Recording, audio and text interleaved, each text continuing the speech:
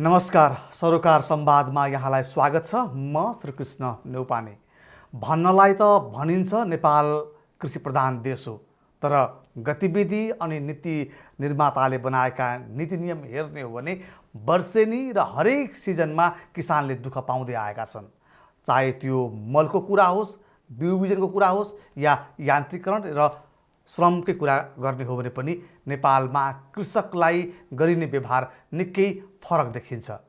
हुन त कृषि पेसाले नै मुलुकको कुल उत्पादनको कुल ग्राहक 27% ओगटेको छ भनिरहँदाखेरि अनि धान बढी फलिदियो भने यसपालि आर्थिक वृद्धि दर बढी हुन्छ भनेर अर्थमन्त्रीले सुनाइरहँदाखेरि तिनै किसानलाई सरकारले दिनुपर्ने राहत र समयमा दिनुपर्ने मल समेत दिन नपाउँदा यति बेला किसान तातो घाममा घन्टौँसम्म लाइन लागेर 10 किलो मल लिएर घर फर्कनु पर्ने अवस्था छ र कतिपय ठाउँमा त किसानहरू रित्तै फर्कनु परेको छ। आखिर वर्षेनी एउटै किसिमका समस्या किन दोहोरिरहन्छन् अनि मलको ठेक्का पाएका ठेकेदारले जसले मल ल्याउने ठेक्का पाएका थिए तिनीहरूलाई बोलाएर सरकारले किन सोध्न सक्दैन कि मल किन आइपुगेन भनेर। यसरी कृषकलाई र बिचौलिया अनि ठेकेदार मिलेर जसरी एक किसिमको चाहिँ अन्याय भइरहेको छ, यस विषयमा बोल्नका लागि विभिन्न राजनीतिक दलका भातृ सङ्गठनहरू पनि छन्, कृषकका नाममा खोलिएका निजी सङ्घ संस्थाहरू पनि छन्, तर पनि किसानका समस्याहरू भने जहाँको तही छन्। आखिर किन यस्तो? आज हामी समग्र कृषि प्रणाली, कृषकका समस्या र वर्षेनी देखिने रासायनिक मलको समस्या लगायतमा छलफल गर्दैछौँ। यसका लागि आज मसँग हुनुहुन्छ राष्ट्रिय कृषक समूह महासङ्घका संस्थापक अध्यक्ष उद्धव अधिकारी। नमस्कार, स्वागत छ कार्यक्रममा यहाँलाई। हस्, धन्यवाद सर। जस्तो यहाँ चाहिँ संस्थापक अध्यक्ष रहेको यो राष्ट्रिय कृषक समूह महासङ्घ जुन छ, यो महासङ्घले आम किसानलाई कसरी सहजीकरण गर्छ अनि यो महासङ्घ ती किसानका लागि किन आवश्यक छ? धेरै धन्यवाद सर प्रश्नका लागि। यो महासङ्घ चाहिँ आफैमा यो नेपाल सरकारको कृषि मन्त्रालयले एउटा कृषि प्रसारको नीति अन्तर्गत गठन गरेका समूहहरू हुन् र जो कृषि मन्त्रालय मातहत रहेका तत्कालीन समयमा मातहत रहेका सेवा केन्द्रहरू मार्फत गाउँमा रहेका साना सीमान्त किसानहरूको खोजिकन उहाँहरूलाई समूहमा सङ्गठित गर्ने काम सरकारी प्रतिनिधिहरू मार्फतै भएको हो त्यतिखेर। र ती समूहहरू चाहिँ सरल थिए। अहिले विशेष गरेर संहिताको कार्यान्वयनपछि झन् ती समूहहरू झन् अप्ठ्यारो अवस्थामा पुगिरहेका छन्। तथापि हामीले 66 सालदेखि नै त्यो समूहहरूलाई एउटा शक्तिको रूपमा एउटा सङ्गठित गर्दै हामीले तत्कालीन गाविस तहदेखि जिल्ला हुँदै चाहिने तत्कालीन त्यो 5 विकास क्षेत्र स्तरीय समितिहरू बनाएर हामीले चाहिँ राष्ट्रिय स्तरका को चाहिँ एउटा महासङ्घको रूपमा यसलाई स्थापित गरेका हौँ। र यो समूहको आवश्यकता र औचित्यको कुरा जुन यहाँले जोड्नुभयो, स्वाभाविक रूपमा नेपालमा यो कर्म गर्ने फलको आशा नगर्ने एउटा वर्ग भनेको किसान मात्रै रहेछ। यो किसानलाई चाहिँ उसले चाहिँ हरेक दिन तपाईँको पानी पर्दाखेरि झरी पर्दाखेरि ऊ खेतबारीमा निक्लिनुपर्छ। उसको त्यो चाहिँ यदि निक्लिएन भने उसका धेरै खेतबारीका बालीहरू चाहिँ बिग्रिन्छन्। जतिखेर टन्टलापुर घाम हुन्छ त्यतिखेर ऊ खेतबारीमा निक्लिन बाध्य हुन्छ। त्यस्तो खालको एउटा किसान जो चाहिँ जहिले पनि बहिष्करणमा परेको छ, उसको पक्षमा कसैले बोलिदिँदैन, उसका हरेक चाहिने सुख दुःखमा साथ दिने कोही पनि छैन। त्यसैले आफ्नो आवाज विहीनहरूको आवाज आफै बोलौँ, आफ्नो सवाल आफै नेतृत्व गरौँ भन्ने हिसाबबाट यो एउटा चाहिँ नि त्यो समूहहरूको जगमा टेकेर यो महासङ्घ स्थापना भएको र यो चाहिँ स्वाभाविक रूपमा अहिलेको यो 66% किसानहरूको बीचमा अहिले लगभग 56-57 जिल्लाहरूमा वडा तहदेखि आजको वडा तहदेखि यसका संरचनाहरू छन् र यो आफैमा एउटा चाहिँ किसानहरूको एउटा आफ्ना दुःख बिसाउने एउटा चौतारीको रूपमा यो स्थापित भएको छ। जस्तो यहाँको कुरा सुन्दाखेरि यो स्थापना भएको चाहिँ 11 वर्ष जस्तो भइसकेछ होइन? 11-12 वर्ष भयो। अब यो 11 वर्षको अवधिमा कस्ता किसानहरू तपाईँहरूले समेट्नु भएको छ? अब यो सङ्घ सङ्गठन खोल्ने कुरा चाहिँ कस्तो देखिन्छ भन्दाखेरि पछिल्लो समय एउटा समुदायको एउटा समूहको नाममा चाहिँ सङ्गठन खोल्ने, तर त्यसमा काम गर्ने मानिसहरू चाहिँ सहरमा बस्ने, त्यसले गर्दाखेरि त्यसको चाहिँ उनीहरूको नाममा राजनीति गर्ने परम्परा मात्रै बढी भइराख्दाखेरि साँच्चीकै हलो कोदालो गर्ने किसानहरू चाहिँ आबद्ध छन् कि छैनन् त यसमा? एकदमै सरले जेन्युन प्रश्न उठाउनु भयो। यो चाहिँ विशेष गरेर मैले मेरो आफ्नो संलग्नताको कुरा गर्नुहुन्छ भने म 2066 सालदेखि यहाँ तत्कालीन सेवा केन्द्र म काठमाडौँको बालाजु सेवा केन्द्र अन्तर्गत रहेका 25वटा समूहहरूलाई लिएर एउटा समन्वय समितिको परिकल्पना गरेर त्यहाँबाट सुरु गरेको हो र त्यो चाहिँ मैले 68 पुगिसक्दाखेरि यसलाई चाहिँ मैले एउटा महासङ्घको प्रारूप दिन मैले चाहिँ नि सफल भएँ र धेरै यसमा सरकारवालाहरूको सहयोग मार्फत चाहिँ त्यो एउटा संगठनको रूपमा चाहिँ यो स्थापित हुन सफल भयो। तर यहाँले भने जस्तो किसान यसमा चाहिँ किसानका मुद्दाहरू कसैले बोकिदिएर हुँदो रहेनछ। किसानका नाममा संगठनहरू नभएका होइनन्, राजनीतिका पार्टी संगठनहरू पनि राजनीतिक पार्टीहरूका पार्टी संगठन पनि छन् र उहाँहरूले पनि आफ्नो ठाउँमा आफ्नो मुद्दाहरू उठाइराख्नु भएको होला। तथापि रियल किसानहरूको आफ्नो मुद्दाहरूलाई बोकेर एउटा अन्तिम बिन्दुमा निष्कर्षमा पुर्याउने गरेर हिँड्ने यही एउटा संस्था मात्रै रहेछ। जतिखेर म चाहिँ यो अभियानमा थिइनँ र जतिखेर म यो अभियानमा जोडिँदै गर्दा मलाई त्यो थाहा भयो कि अर्को खालको यस्तो नन पोलिटिकल अर्गनाइजेसन किसानहरूको यति ठुलो चाहिँ नि एउटा संगठन चाहिँ छैन रहेछ र त्यो अहिले समयक्रम त्यसलाई चाहिँ आफैमा एउटा औचित्य पुष्टि गर्दै लगेको छ। हिजोको स्थापनाको औचित्य र आजको यसले लिइरहेका चाहिँ एउटा बाटोहरू र यसले नीतिगत रूपमा पारेका प्रभावहरू र यसले किसान तहमा दिएको एक खालको केही सकारात्मक चाहिँ नि तपाईँको सेवा सुविधाहरू र राहतहरू यो चाहिँ अहिले एक हिसाबले संगठन हुनुको औचित्य पुष्टि चाहिँ अहिले भएको छ। त्यो तपाईँ भनेपछि किसानले यो महासङ्घ आइसके पछाडि एउटा अभिभावक, एउटा साथी, एउटा सहजीकरण गर्ने माध्यमको चाहिँ अनुभूति गरेका छन् भन्नुभयो होइन यहाँले। अब यो 11-12 वर्षको यो दौरानमा तपाईँले धेरै किसानहरू, मुलुकभरका किसानहरूसँग अन्तर्क्रिया गर्नुभयो होला, भेट्नुभयो होला, उहाँहरूका दुःख सुखहरू चाहिँ सुन्नुभयो होला। तसर्थ यो दिनमा आइपुग्दाखेरि यहाँले निकालेका निष्कर्ष किसानका साँच्चीकै अहिलेका 1, 2, 3 समस्या के हुन् भनेर भन्नुपर्दाखेरि किसानका समस्याहरू, जेन्युन समस्याहरू के छन् अहिले? यस्तो छ, हामीले जतिखेर महासङ्घ स्थापना भयो र महासङ्घ स्थापना हुँदै गर्दा नै हामीले पहिलो पहिचान गरेको समस्या भनेको किसानको स्वाभिमानको प्रश्न हो, उसको पहिचानको प्रश्न हो र उसको चाहिँ तपाईको हामीले कसरी उसको स्वाभिमानलाई वृद्धि गर्न सकिन्छ। अहिले तपाईको 4 जनाको बीचमा उभिएर तपाईँ के पेशा गर्नुहुन्छ भनेर कसैले सोध्यो भने म खेतीपाती गर्छु भनेर भन्नलाई गर्वले भन्न सक्ने अवस्था छैन। त्यहाँबाट कसरी माथि उठ्न सकिन्छ भन्नेबाट हामीले सुरु गर्यौं भने यसले चाहिँ तपाईको पहिचान वृद्धि गर्ने कुरा हो र पहिचान सँगसँगै हामीले चाहिँ यो किसानहरू धेरै भयो देशमा। किसानहरू धेरै हुँदै गर्दा विभिन्न तहका किसानहरू भए। कोही चाहिँ तपाईको अहिले पनि 20% भन्दा बढी चाहिने यो देशका नागरिकहरू जन्मदै अर्काको जमिनमा जन्मन्छन् र अरूकै जमिनमा मर्छन्। उनीहरूसँग एक टुक्रा जमिन पनि छैन, जो भूमिहीन छन् र उनीहरू फेरि पनि कृषि पेशामा संलग्न छन्।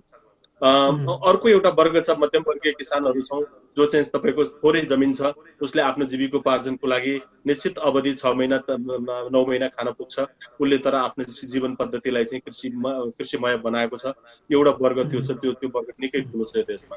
र एउटा थोर सानो वर्ग छ जो चाहिँ व्यावसायिक रूपमा अलिकति खेतीपातीलाई अगाडि बढाउनु पर्छ भनेर अलिकति चाहिँ त्यसरी अगाडि बढेको छ। तिनीहरूलाई चाहिँ अलिकति व्यावसायिक किसानको रूपमा पनि हामीले चित्रण गर्नुपर्छ र अहिले औद्योगिक घरानाहरू पनि कृषि क्षेत्रमा आकर्षित भएको सन्दर्भमा यसलाई पनि अलिकति चाहिँ एउटा कृषि उहाँलाई नै किसान भन्ने कि नभन्ने र कसलाई कुन तहको भूमिहीनलाई कुन तहको किसान भन्ने र औद्योगिक किसान चाहिने घरानाहरूलाई चाहिँ उहाँहरूलाई किसान भन्ने कि नभन्ने प्रश्नहरू निकै जटिलताका बीचमा हामीले चाहिँ किसानको वर्गीकरण हुनुपर्छ भन्ने एउटा मुद्दा निकै पेचिलो ढङ्गले उठाएका छौँ र त्यो तपाईँको चाहिने गत 2 वर्ष अगाडि बनेको यो हाम्रो संविधानमा टेकेर चाहिँ खाद्य संप्रभुता ऐनले त्यसलाई चाहिँ स्थापित गरिसकेको छ र अहिले धेरैवटा पालिकाहरूबाट चाहिँ तपाईँको यो प्र्याक्टिस पनि भएको छ कि किसानको वर्गीकरण मार्फत किसानको पहिचानहरू चाहिने किसानहरूको तहहरू निर्धारण गर्ने कामहरू र उहाँहरूलाई परिचय पत्र दिने र परिचय पत्र सँगसँगै तपाईँको सोशल सेक्युरिटी सामाजिक सुरक्षासँग पनि यसलाई जोड्ने कुरा सँगसँगै अहिले आइरहेको छ। यो चाहिँ एउटा औचित्य पुष्टिको कुरा हो, महासङ्घ हुनुको कुरा होइन।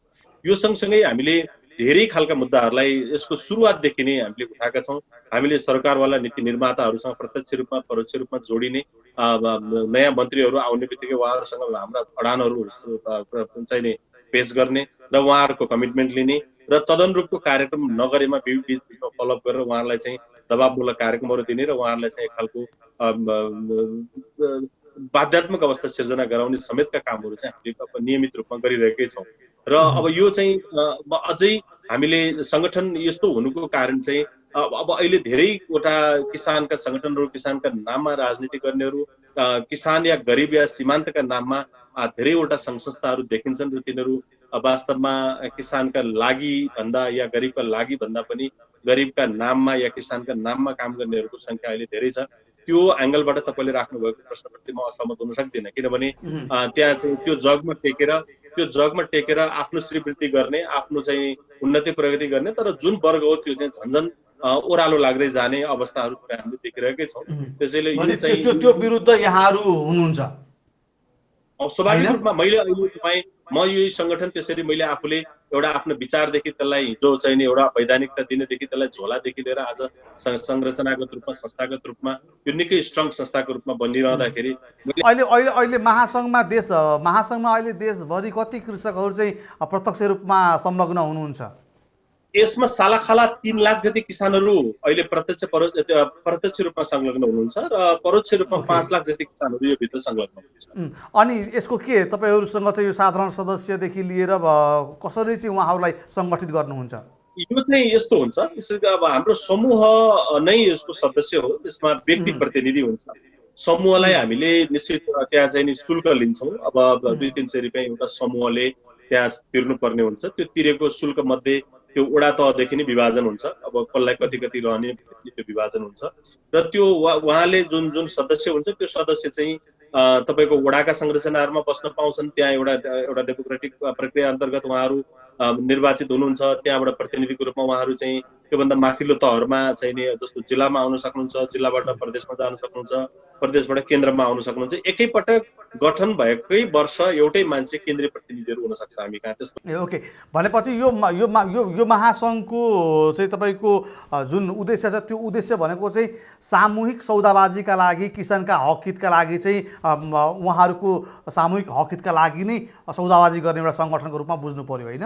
यो पेशागत सङ्गठन एकदमै यो चाहिँ किसानको हक अधिकारका लागि, पैरवीका लागि स्थापित भएको सङ्गठन हो यसरी। ओके, ल ठिक छ। अब जस्तो अघि यहाँले हरेक चोटि चाहिँ मन्त्री परिवर्तन हुँदाखेरि हामी मन्त्रीहरूसँग पनि आफ्ना कुराहरू राख्छौँ, हाम्रा समस्याहरू सुनाउँछौँ, उहाँहरू सुन्नुहुन्छ भनिरहँदाखेरि पछिल्लो पटक जो अहिले कृषि मन्त्रीमा हुनुहुन्छ भुषालजी बाहिर रहँदाखेरि उहाँ निकै जनताका दुःख बुझेको, जनताका किसानका घर दैलोहरू सहारेको र किसान वास्तवमा भने किसानलाई बुझेको नेताका रूपमा उहाँलाई चिनिन्थ्यो, किनकि उहाँले उठाउने एजेन्डाहरू पनि जनमुखी नै हुन्थे। अब त्यो व्यक्तित्व अहिले मन्त्रालयमा आउँदाखेरि किसान पनि निकै हर्षित भएका थिए। तसर्थ तपाईँले पनि उहाँलाई पटक भेट्नुभयो होला। मन्त्रीले चाहँदा मात्रै अथवा मन्त्रीले असल नियत भएको मन्त्री पुग्दा मात्रै पनि समस्या समाधान नहुँदो रहेछ। आखिर के फ्याक्टरले चाहिँ किसानका समस्याहरू सम्बोधन गर्न चाहिँ बाधक बन्दो रहेछ? एकदमै तपाईँले पिँधमा पुर्याएर प्रश्न गर्नु।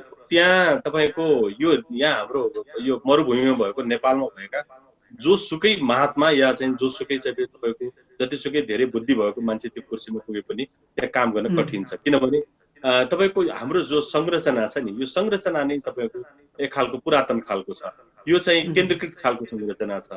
यो चाहिँ खेतपाती हुने ठाउँमा यो मन्त्रालयले देख्दैन। यहाँ कहाँदेखिबाट आउनुपर्छ भने यहाँको बहसलाई मैले कहाँबाट सुरु गरौँ भने पहिलो कुरो नेपाललाई कृषि प्रधान देश भन्दै गर्दा कृषिसँग जोडिएका पशुपन्छी मन्त्रालय एउटा पार्टीको नेतालाई भाग पुगेर भने पठाइदिन्छ। वन मन्त्रालय छुट्टै छ, सिंचाई मन्त्रालय छुट्टै छ, सहकारी मन्त्रालय छुट्टै छ, भूमि सुधार मन्त्रालय छुट्टै छ। यी त सबै कृषिका चाहिँ अवयव होला नि त। कृषिसँगै जोडिएर कृषिलाई नै कृषिकै वरिपरि रहेका मन्त्रालयहरू होला नि त। यी सबै मन्त्रालयहरू किन एक ठाउँमा आउन सक्दैन? एउटा प्रश्न। मन्त्रालयहरूको एकीकरण जबसम्म हुँदैन भने अन्तर मन्त्रालयको समन्वय चाहिँ राम्रो देखिँदैन यहाँ, त्यसले पनि असर गरेको छ। पहिलो कुरा समन्वयको कुरा। दोस्रो कुरा ती सबै मन्त्रालयले एकै ठाउँमा मर्ज गरेर एउटा मन्त्रालय बनाउँदा के हुन्छ? एउटा मन्त्री मात्रै बस्छ, के भयो त? साँच्चीकै तपाईँको अब अहिले भर्खरै तपाईँ 3 नम्बर प्रदेशले के गर्दैछ भने कृषि र पशुपन्छी मन्त्रालयलाई चाहिँ के भन्छ त्यहाँका निर्देशनालयहरूलाई चाहिँ एकै ठाउँमा ल्याउने भनेर चाहिँ उसले प्रयास गर्दैछ। अथवा ज्ञान केन्द्र र पशु विज्ञान केन्द्र भनेर दुईटा छन्, तीलाई चाहिँ एउटै मञ्चबाट चलाउने भन्दै गर्दाखेरि यहाँ सबै चाहिँ नि होइन भनेर कृषिका मान्छे पशुतिर जान नचाहने, पशुका मान्छे कृषितिर जान नचाहने एउटा खालको अवस्था त्यहाँभित्र देखिन्छ होइन अहिलेको समस्या। अब एकातिर भित्रै कृषि पढेकै त्यही एउटा गोठ र खेत जोडिन मान्दैन भने तपाईँको चाहिँ के भन्छ अब वन, भूमि सुधार, सिंचाई अनि अनि यस्ता यस्ता खालका सहकारी लगायतका मन्त्रालयहरू यहाँभित्र त कसरी आउन सक्छन्? यो निकै कठिन विषय। पहिलो कुरा, स्टेटले साँच्चै हामीलाई कृषि प्रधान देश भन्ने हो भने यस्ता खालका मन्त्रालयहरूलाई ल्याउनु पर्यो, उहाँहरूलाई कन्भिन्स गर्न पर्यो। र कृषि नै हाम्रो देशको चाहिँ मेरुदण्ड हो, त्यसैले कृषिलाई बलियो बनाउने नाममा चाहिँ हामीले कुनै पनि चाहिँ सेक्रिफाइस गर्नुपर्छ साथी हो भनेर हाम्रा लिडरहरूले, हाम्रा पोलिटिकल लिडरहरूले चाहिँ यसमा चाहिँ सब चाहिँ नि सहमति गराएर एउटा चाहिँ स्ट्रङ मन्त्रालय बनाउनु पर्यो, नम्बर 1 होइन। नम्बर 2, यो पात्रले किन गर्न सकेन भन्ने कुरामा मैले यहाँलाई अलिकति यहाँ जोड्दैछु। यहाँ किनभने यहाँले धेरै मन्त्रीहरूसँग त सहकार्य गर्नुभयो नि त, तसर्थ पनि मैले यो प्रश्न यहाँलाई सोधेको मैले। एकदमै पहिलो कुरा यो चाहिँ के भने यो मन्त्रीको लेभलको कुरा भएन, यो चाहिँ तपाईँको पोलिसी मेकरहरूको कुरा हो। यो हाम्रो यो चाहिँ तपाईँको जस्तो भनौँ न संसद भवनमा हुने बहस हो कि हाम्रो मन्त्रालय संख्या धेरै भयो, कृषिलाई बलियो बनाउनु पर्यो। त्यसैले जुन जुन मन्त्रालयहरू सम्भव हुन्छ ती मन्त्रालयहरूलाई चाहिँ एक ठाउँमा ल्याएर एउटा शक्तिशाली कृषि मन्त्रालय बनाऊँ र त्यसपछि चाहिँ अनि त्यसपछि अब भनेर त्यो चाहिँ संसद भवनमा हाम्रा कुराहरू उठ्नु पर्यो, नम्बर 1। र त्यसपछि अर्को कुरा के भने कृषिलाई अहिले 3% बजेट दिएर त्यो चाहिँ के भन्छ उहाँहरूको कर्मचारीलाई पाल्नै पुग्दैन बाबा। त्यो पैसाले कसरी कृषिको उत्पादन उहाँले घोषणा गरेको उत्पादन डबल हुन्छ? त्यो हुनै सक्दैन। त्यसैले स्रोत वृद्धि गर्न पर्यो, नम्बर 2। नम्बर 3 तपाईँको चाहिँ के हो भने कृषिको संरचना केन्द्रीकृत छ। मैले अघि पनि भने यो केन्द्रीकृत संरचनालाई हिजो भन्दाखेरि जसरी हामीले गाउँ सिंहदरबारको अधिकार गाउँ गाउँ गयो भन्यौँ, यथार्थमा त्यसो हुन सकेका छैन। अनि कृषिको आँखाबाट भन्दाखेरि उल्टो भएको छ। हिजो गाउँमै पुगेको केही सेवा केन्द्रहरू पनि फर्केर तपाईँको ज्ञान केन्द्रतिर आइपुगेको अवस्था छ। जिल्ला कृषि विकास कार्यालयहरू चाहिँ कोल्याप्स भएको अवस्था छ। तपाईँको गाउँमा कुनै पनि प्राविधिकहरू अहिले चाहिँ नि तपाईँको किसानहरूले भेट्न पाउँदैन। तपाईँको कृषि शाखामा 753 का कृषि शाखाहरूमा केही प्रास नाप्रास साथीहरूले चाहिँ हेरिराख्नु भएको छ, तर धेरै जस्तो पालिकाहरूले चाहिँ त्यो कृषिको जिम्मेवारी भन्दा नि उहाँलाई दर्ता चलानी लगायतका अन्य अन्य ड्युटीहरू दिएर चाहिँ उहाँहरूको दिन कटाइराख्नु भएको छ। भनेको के हो भने यो संरचनाहरू जो अलिकति कृषि क्षेत्रमा दखल राखेका, कृषि पढेका बुझेका मान्छेहरू जो छन् उहाँहरू चाहिँ पालिकामा जान ओर्लिनु मान्नु भएको छैन। उहाँहरूलाई पालिका तहमा स्रोत साधन सहित पुरै त्यहाँको चाहिँ मेयर साहबसँग एक खालको चाहिँ पुरै कुम जोरेर हिँड्न सक्ने हैसियत सहित हाम्रो चाहिँ अहिलेका उपसचिवहरू, अहिलेका चाहिँ सहसचिवहरूलाई तपाईँको कसैलाई महानगरमा पठाउनु, कसैलाई गाउँपालिकामा पठाउनुहोस् र उहाँहरूलाई त्यहाँ पठाएर त्यो छोडिदिनुहोस्। को कार्यकारीको मुनि बसेर काम गर्नुहुन्छ कि हुन्न भन्ने कुरा पनि एकछिनलाई छोडिदिनुहोस्। त्यसो गरेर तपाईँको अहिलेको केन्द्रीकृत जो चाहिँ हाम्रो हाम्रा विज्ञहरू चाहिँ अल्मलिराख्नु भएको छ। अहिले लगभग तपाईँको 1100 भन्दा बढी कृषिका संरचनाहरू छन्, तर गाउँमा हेर्ने हो भने तपाईँको अहिले 753 वटा सेवा केन्द्रहरूमा 2000 पनि हाम्रा कृषि प्राविधिकहरू हुनुहुन्न। उहाँहरूले चाहिँ खालि त्यो नियमित कार्यक्रमहरूलाई निरन्तरता दिनुभएको, अरू केही पनि गर्न सक्नुहुन्न। न किसानलाई उहाँ भेट्न जान भ्याउनुहुन्छ न किसान। भनेपछि यो समयसम्म आइपुग्दा पनि अझै हामी परम्परागत तरिकाले होइन चाहिँ जे जानेका छौँ, हामीलाई हाम्रा पिताजीहरूले जे सिकाउनु भएको छ, जसरी एउटा अनुभवले जे सिक्दै आयौँ त्यो तरिकाले मात्रै हामीले खेतीपाती गर्नुपर्ने अवस्थामा छौँ अहिले पनि हामी। आधुनिकीकरण, औजारीकरण यावत कुराहरू त धेरै परको विषय भए। सही कुरा। यो एकदमै कृषि आजसम्म धानेको पनि त्यही चाहिँ उहाँहरूले भन्ने गरेको निर्वाहमुखी, हामीले भन्दा आत्मनिर्भरमुखी कृषि, दिगो खेतीपाती र पारिवारिक र तपाईँको संस्कृतिसँग जोडिएको खेतीपातीकै कारणले गर्दा मात्रै नेपालको कृषि धानिएको छ। ल ठिक छ। अब मैले आजको मूल विषय उठाउन खोजेको विषय भनेको यो पछिल्लो समय जसरी किसान दाजुभाइहरू यति बेला चाहिँ मलका लागि घन्टौँसम्म लाइन लाग्नु भएको छ, यो समस्या, यो दृश्य यो आजको मात्रै होइन, यो नौलो दृश्य होइन, यो बितेका धेरै वर्षदेखि यो दृश्य देखिरहेका छौँ हामीले र हाम्रा किसान दाजुभाइले चाहिँ भोगिराख्नु भएको छ यो पीडा उहाँहरूलाई भोग्न किन बाध्य पार्छ राज्य, अनि उहाँहरूले भोग्नुपर्ने अवस्था आइरहँदाखेरि तपाईँहरू जस्ता सङ्घ संस्था अनि हामी जस्ता मिडियाहरूले पनि किन केही गर्न सकिरहेका छैनौँ? अब यही मैले तपाईँको अघिल्लो प्रश्नमा के भने हामी कहाँ तपाईँको केन्द्रीकृत संरचनाहरू भयो, यसमा चाहिँ तपाईँको कृषिलाई निर्वाहमुखी भनेर उहाँहरूले किसानलाई गाली गर्नुहुन्छ। हामी चाहिँ उहाँहरूलाई भन्छौँ उहाँहरूको बजेट निर्वाहमुखी छ, उहाँहरूको कार्यक्रम निर्वाहमुखी छ, उहाँहरूले गर्ने हरेक दिनका क्रियाकलाप, उहाँहरूले गर्ने ट्रिट नै त्यस्तो छ होइन, उहाँहरूले गर्ने व्यवहार हो। त्यसैले यो चाहिँ के हो भने तपाईँको अहिले मलको जो प्रश्न छ, तपाईँको 2066 सालको जेठ 25 गते नेपाल सरकारले तपाईँको चाहिँ घोषणा गरेको नीति कार्यक्रम बजेट चाहिँ अहिले आजका मितिसम्म चाहिँ तपाईँको कार्यान्वयन हुन सकेको छैन, जबकि त्यो तपाईँको 77 को जेठ गइकन जेठ पछिको भदौ आइसक्यो, त्यो 15 महिना भयो। आज 15 महिनासम्म तपाईँको कार्यान्वयन नहुने खालको बजेट किन घोषणा गर्ने? त्यो कार्यान्वयन हुन सक्दैन भने कि यसलाई चेक एन्ड ब्यालेन्स गर्ने अन्य निकायहरू छैन? किन हुन सकेन? 1 वर्ष हो र 1 वर्ष भए पनि ल भर्खर यो कार्यान्वयनको फेज छ, त्यसैले अहिले अलमल भयो, बुझिएन। यो त तपाईँको दशकौं भइसक्यो बाबा। यो दशकौंसम्म कहाँ चाहिँ समस्याहरू छन्, कुन चाहिँ निर्देशिका संशोधन गरेर हुन्छ, कुन कार्यविधि बनाएर हुन्छ, कुन ऐन बनाएर हुन्छ, कुन नीति संशोधन गरेर हुन्छ, के गरेर हुन्छ, त्यसलाई सहजीकरण गर्ने चाहिने काम उहाँहरूले गर्नु पर्दैन? त्यो चाहिँ आज पनि नगरेर आज यो बेलासम्म पनि तपाईँको आज हामी 21औं शताब्दी पनि भनिरहेछौँ, तपाईँको कृषिलाई चाहिने औद्योगिकरण गर्ने, कृषिलाई यान्त्रिकरण गर्ने, कृषिलाई चाहिने व्यावसायीकरण गर्ने भनेर चाहिँ दस्तावेजले बोल्न थालेको तपाईँको कागजमा त लेखिया छन्, भाषणमा पनि सुनिन्छन्। सुनिन्छ। अहिलेकै पनि नीति कार्यक्रममा तपाईँले सुन्नुभयो होला, त्यही शब्दहरू छन्, जहिले पनि कपी पेस्ट भएर आइरहेका छ। तर व्यवहार त हेर्ने हो भनेदेखि चाहिँ फेरि पनि राज्यको चाहिँ अवस्था तपाईँको त्यहाँभन्दा एक कदम पनि अगाडि बढ्न सकेको अवस्था देखिँदैन। भनेको के हो भने यही पुरातन तरिकाबाट यही सबै कुरा चाहिँ नि बिरालो खोजेर ल्याएर फेरि पनि अहिले त 16 श्राद्ध चल्या छ, बिरालो खोजेर ल्याएर डोकाले छोपेर श्राद्ध गर्ने हो भनेदेखि त अब यी खालका संरचनाहरू अनि उहाँहरूले त्यो ठुला कुरा नगरिदिए हुन्थ्यो। आज हामीले उहाँसँग रहेर नेपालको विकल्प रासायनिक मल हो या रासायनिक मलको विकल्पमा जैविक मलबाट हामीले चाहिँ खेतीलाई अगाडि बढाउनु पर्छ र अहिले पछिल्लो समय मलमा देखिएको यो जुन समस्या छ, किसानले वर्षेनी मलका लागि भोग्नु परेको शास्ति छ, यो शास्ति किन दोहोरिरहन्छ अनि आम किसानका समस्याहरू के हुन्? जुन मुलुकको अर्थतन्त्रको मेरुदण्ड कृषिलाई भनिरहँदाखेरि कृषि पेसाप्रति सरकारको यो जुन नियत छ अथवा सरकारले दिने जुन सुविधा छ र उसले हेर्ने दृष्टिकोण छ, यो कमजोर किन बन्दै गइरहेको छ? आज हामीले यी र यस्तै विषयमा छलफल गऱ्यौँ। यसका लागि आज मसँग हुनुहुन्थ्यो राष्ट्रिय कृषक समूह महासङ्घका